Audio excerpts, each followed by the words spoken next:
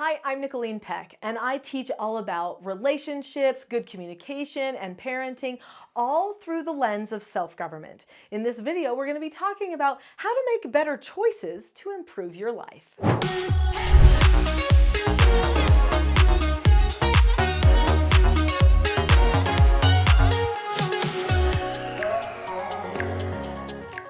In this video, we're going to be talking about a key problem-solving skill that anybody can use. In fact, it was super transformational for my family and for all of the treatment foster children that I took into my home.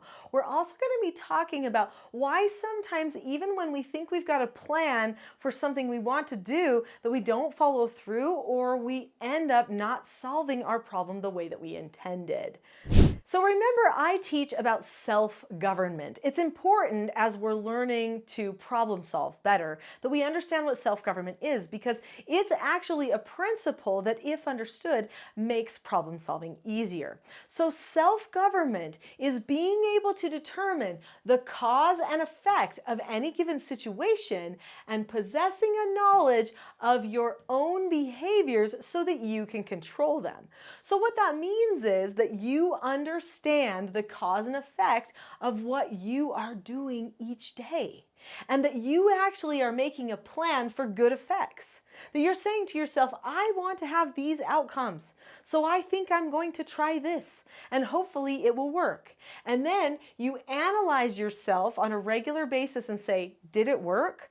Did I get the effect I wanted? Or did I get an effect that I did not like? Where should I adjust? This is honesty, okay? Honesty with yourself. A lot of times people get trapped not making the right choices because they start to rationalize in their own heads, and they're actually afraid to see the true picture of what they're choosing and why. But if we can just allow ourselves to know this is a good process, it's a healthy process for moving forward and for being more successful. It's not about tearing ourselves down. It's about moving forward. It's about leaving those bad things in the past. That's what it's about. And that principle, self-government, actually has the power to unite people together, to improve relationships and bonds, because it helps people be more emotionally free and to be more honest in their communications. They stop telling each other lies to make excuses. They start pointing fingers at other people, but instead say, wait, what can I change about me in order to improve this situation? The fact that you already have found this video all about making better choices tells me that you already are the type of person who is hoping for better outcomes. So let's talk about some of the things that you can do to make better decisions and what you need to be aware of so that you don't fall into old traps. In order to create an environment where a person learns self-government, which means good problem solving and having a change of heart, there needs to be a certain type of a tone or feeling in that environment, and there needs to be a certain type of a structure. So what is that feeling? The feeling is a feeling of love, a feeling of connection, a feeling of confidence, courage, safety, acceptance, calmness. That is a good tone. Now, I'm sure you could identify words that would describe a bad tone or a tone that's not going to be healthy for you as you're choosing new choices in your life. You're not going to do great every time, though. Sometimes as we make progress, we stumble and fall quite a bit. So we've got to have a structure in place for how to help pick ourselves up again, how to correct ourselves. And if we're learning this for our children, how to correct our children and get them going in the right direction. So let's talk about this process that we need to keep in mind as we are trying to learn self-government for ourselves or teach it to others.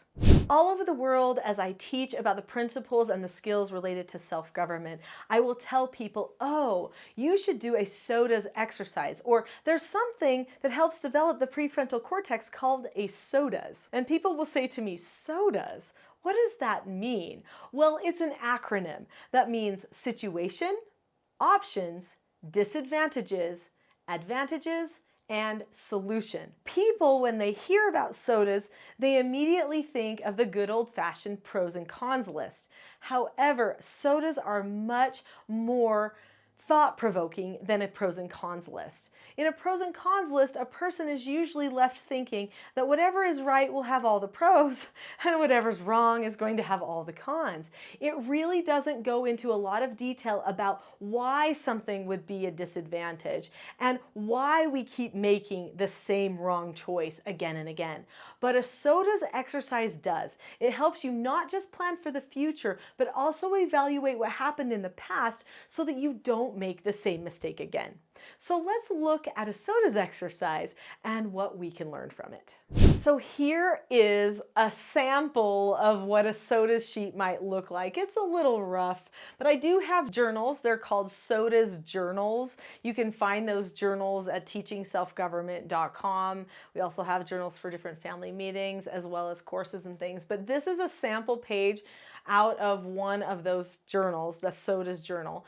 And they're so nice to keep in a booklet form because then you can refer back to some of that old problem solving if you need to remember again, wait, what are my options and what should I be doing instead? So let's go through what this might look like. So I'm going to give myself a situation, or maybe somebody else could even give me a situation if I'm having a hard time understanding the situations that I'm placed with. So with a child, a parent is almost always going to give a situation. And you need to make sure that your situation, whether it's something that just happened or something that could happen in the future, is left open-ended, because you have to make 3 options at least. And you'll see there's even more options that you could have to almost any situation. So what's a great situation that would be open-ended? Let's say somebody cut me off in traffic and I don't like that, okay? So that leads you to the place of feeling. I feel like I don't like it when somebody cuts me off in traffic, okay? Then what are my options? My options are honk and road rage, maybe. Accept the no answer and just go, well, you know what, they're probably in a hurry. I'm not going to take it personal. So decide to be calm about it, okay? So I'm saying accept a no answer. If you've seen some of my other videos, you know I talk a lot about skill development, and accepting a no answer is a life skill that we all have to learn, adults and children. What's another option that we might have? Another option that we might have is that we could complain about whatever it is to the people in the car with us. We could call somebody and vent about the problem, okay? That's a situation or an option that we might have. And then for each one of these options, we're going to look at the disadvantages and advantages of each option. So what are the disadvantages of road raging? Well, it's dangerous. I could get hurt or somebody else could get hurt. Also, the person may do something out of control to me and I may not see it coming. I'm actually going to feel pretty bad because I won't have a spirit of kindness at all. It will kind of fuel anger within me. Okay. And then what are the disadvantages of being calm? Well, that other driver does not know how I feel, right? And that may be important to me. What's another disadvantage of being calm? Maybe it's hard to get calm when I'm starting to feel upset at first. And so it takes me a minute and I have to remember my skills and use them, okay? That kind of thing. What's another disadvantage of being calm? I mean, maybe nothing, you know? Maybe I can only think of 2, right? All right, so what's a disadvantage of griping about it to somebody else? Well, now that person is in a bad mood. So I just spread bad mood to somebody else, right? What's a disadvantage of also griping about it to somebody else? That person might think, if I ever do anything that bothers that person, they're going to talk about me that way to somebody else. They may start thinking bad about me just because I'm venting my frustration about somebody else on them. And I'm going to still stay in a bad mood. So what are the advantages then of choosing to road rage? Because people do choose to road rage. Before we get to those advantages and understanding why we don't choose the right things sometimes, click the subscribe button. Is this useful for you? There is so much useful content on this channel that you are not going to want to miss. So click that subscribe button now. And don't forget the notification bell so that you'll be notified when more things like this are made available. All right, so what are the advantages of choosing road rage? Well, that person gets to know how I feel. That's probably the number one. Or I feel a kind of a power, like I'm I'm showing them that they can't do this to other people. I'm teaching other people, right? People might think that. Or maybe somebody would think something like that an advantage of this would be I get to feel competitive, right? Because maybe they're going to be chasing him, or I get to practice some of my tricky driving skills or whatever, because they might think they're so good behind the wheel. So what are the advantages to being calm? I don't have to carry that problem with me all day. That's a huge advantage. I also get to recognize real power as opposed to false power, which is up here that I feel, but that I can actually choose to be happy whenever I want. So I feel powerful because of that. I also am going to have a good attitude throughout the rest of the day. So I'm going to have a lot more happiness as I go to meet with other people. It's not going to follow me around. I'm going to be done with it because I'm going to let it go and drop the subject about it. And you know what? I could probably go on and on with more and more advantages that come from choosing to be calm. But we want to pick at least 3. So what are the advantages of griping to somebody else? Well, you feel like somebody understands you. That's why you did it. Or maybe you feel closer to that person because you shared that experience with them. Or you feel like you got to get it off of your chest. Or maybe you like feeling like you did something about the problem, right? So some people feel like when they talk to somebody about it, they did something about it. All right, so here's just some ideas. You can probably think of other things, and I'm sure you can think of many other situations that lead to multiple options. We want to always come up with at least 3 options so that we know we have multiple choices. So now we get to the point here, this final S, which stands for solution. So which solution do we pick? Are we going to road rage, be calm, or gripe about it to somebody else? Well, you make your choice, whatever you pick, and then it's a good idea to talk to somebody about your choice. If you tell somebody, I've looked at all of it and I know why I keep doing road rage and I'm not going to do it anymore. Now I'm going to be calm, but I need a skill. So I know that I've got to work on a skill to get this. So help me learn a skill. Or I think I'm going to try this skill because I'm a self-governed person. I'm making a plan for myself. And if you need skills, go to teachingselfgovernment.com because there's so many skills there. Or look at other videos on this channel. There's so many skills. So then I'm going to debrief with them so that I can hold myself accountable later. If I feel like I told somebody what my solution was and how I was going to follow through with it, and we made some notes about that, then later I can hold myself to it because I made a promise to somebody else.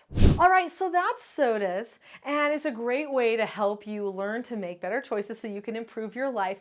But just so you know, there are some things that are going to get in the way for you and almost every other person, and that is the voices that are inside of you. So did you know that we all have 3 voices inside of us? So C.S. Lewis, in his book, The Abolition of Man, actually has a chapter called Men Without Chests. And in that chapter, Men Without Chests, he talks about how we have 3 different voices inside ourselves. We have the body voice, which takes care of all of the cravings and senses, and we're talking chemicals, hormones, I'm hungry, I'm tired. These are all body voice things, okay? And then there's the brain voice. The brain voice is like the puppet of the body voice. It will rationalize whatever the body wants it to. But we also can speak directly to the brain voice, or the brain voice can lead out in some ways and tell us why something is going to be a very logical thing to do. That's what the brain voice is for. But then there's this other voice, and he called it the chest voice. I call it the heart voice. So this is the voice where you actually have maybe your conscience rooted. Your will is definitely part of this. This is the thing that pushes you to the end of the race, okay? So if you have a strong heart voice or a strong will, then you're going to do what's right because it's right. This is where your duty lies. This is where your integrity is. This is why you wake up in the morning and go to work when your body voice says, no, I don't want to. And your brain even starts rationalizing it for the body. The cool thing about that puppet called the brain voice is that it can also be controlled by the heart voice. So if your heart voice is stronger, then it can control the puppet. the weird thing about the puppet is it can also be controlled by outside sources. So you have to be very careful about who you allow or what you allow to control your puppet. So whether it's a craving, an addiction, your own heart and morals, or some other random source. So here's where we run into a trouble with our problem solving and our making of good choices. So we may say with our heart, I want this good choice. I want to make sure I choose to be calm next time and not road rage when I'm on my drive. But then what happens? Something occurs. Someone cuts you off. Someone honks at you and gives hand signals out the window that you don't appreciate, or something like that. And immediately there is a chemical that is triggered in the body. Okay? So this chemical triggering in the body can jump your body into a reaction mode unless you've planned for it. Unless you have said, whoa, when I feel that feeling in the pit of my stomach, when I feel that knot, like I got to do something to get back at that person, I'm going to tell myself, stop, let go of that knot. What do I really need to be thinking here? What did I think about before? I planned I was going to be calm. What were the words I was going to tell myself? Oh yeah, that's right. Be calm, Nicholeen. Be calm. Breathe in, breathe out, let it go. Maybe they're in a rush.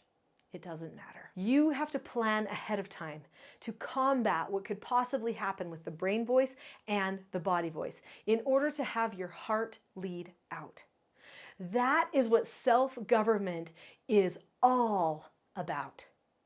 And I want to tell you more about that. If you have enjoyed this video, I know that you are going to love my next video, which is all about self-government, and it is called The Not So Known Secret for Parenting Success. Now, whether you are a parent or not, that secret and the skills and the principles that I talk about in that video will help you self-govern you, even if you're not raising anybody else. So go to The Not So Known Secret for Parenting Success now. I will see you there.